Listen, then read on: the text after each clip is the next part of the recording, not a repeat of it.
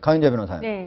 오늘 바로 통진당의 네. 광역의원하고 기초의원 6명이 중앙선거관리위원회 전체위에서 드디어 의원직에 박탈을 당했습니다. 그런데 이분들은 모두 비례대표예요. 네, 맞습니다. 그리고 31명이나 되는 지역구 의원들, 이 사람들은 모두 그대로 있어요. 네. 이거 형평이 안 맞는 거 아닙니까? 이게 이제 헌재와 선관위의 차이인데요. 헌재는 아시다시피 이번에 해산 선고를 하면서 지역구 의원들까지 다 상실 선고를 했거든요. 여기에 대해서 이제 논란의 여지가 있는 것이고, 선관위 같은 경우에는 명백히 현행 법률에 근거해서만 어떤 결정을 내릴 수가 있어요. 근데 그 현행 법률이 공직선거법인데, 예. 공직선거법상에는 분명히 정당이 해산될 경우 네. 비례대표 국회의원, 비례대표 지방의원은 퇴직된다 이렇게 돼 있어요. 네. 그 말은 뭐냐면 비례대표라고 명시한 이유는 지역구 국회의원, 지역구 그 지방의원은 정당 해산의 경우에 퇴직이 대상이 되지 않는다는 네. 식이거든요. 우리가 이걸 법률상으로 반대 해석이라고 표현을 해요. 예. 그러니까 A라고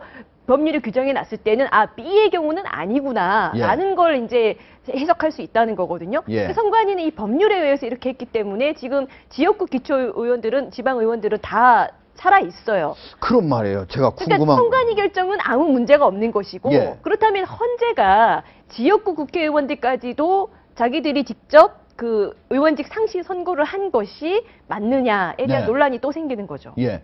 아니, 그래서 예를 들면은 지금 통진당은 종북 정당으로 이미 헌재에서 낙인이 찍힌 거고, 네. 그 당원들이 어떻게 보면 가장 핵심 세력인데, 이분들이 따로 나는 통진당의 강령 활동들에 대해서 반대한다, 이렇게 기존의 것은 잘못됐다, 이렇게 사과를 한다든가 무슨 전향을 한다든가 하지 않고 계속적으로 지역구 의원을 한다면은 종북에 있는 성향 있는 의원들이 계속적으로 지금 우리나라 헌법 체계 안에서 지방 의원직을 수행한다는 건데, 이거 맞습니까? 제가 말씀을 드릴게요. 예.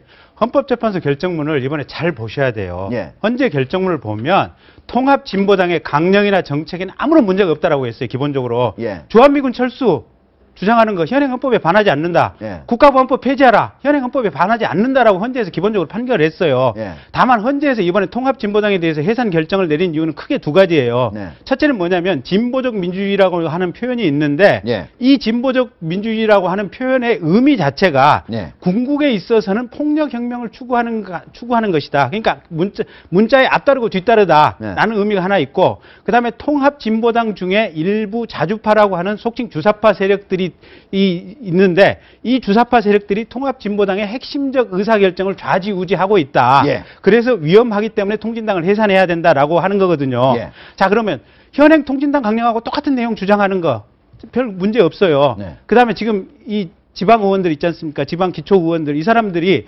주사파의 속칭 그 자주파의 핵심 세력이 아닌 한 헌법재판소 결정 내용만 가지고도 아무런 문제가 없는 사람들이에요. 31명이 자주파의 핵심 세력인지 아닌지 확인해 봐야 되는 거 아닙니까? 그거는 헌법재판소에서 애시당초 결정을 내려줬어야 맞죠. 그리고 그 헌재에서 결정을 내려주기 위한 전제가 되려면 네. 법무부에서 31명의 기초 의원도 문제가 있으니까 이 사람들도 같이 잘라달라라고 청구 취지에다 넣었어야 되죠. 근데 법무부에서 그 자신이 없으니까 그 청구 취지 안 넣었죠. 국회의원만 잘라달라고 얘기를 했고. 자신이 없어서 안 넣은 겁니까? 실수한 겁니까? 자신이 없어서 안 넣었다고 봅니다. 어디 다른 게 있어?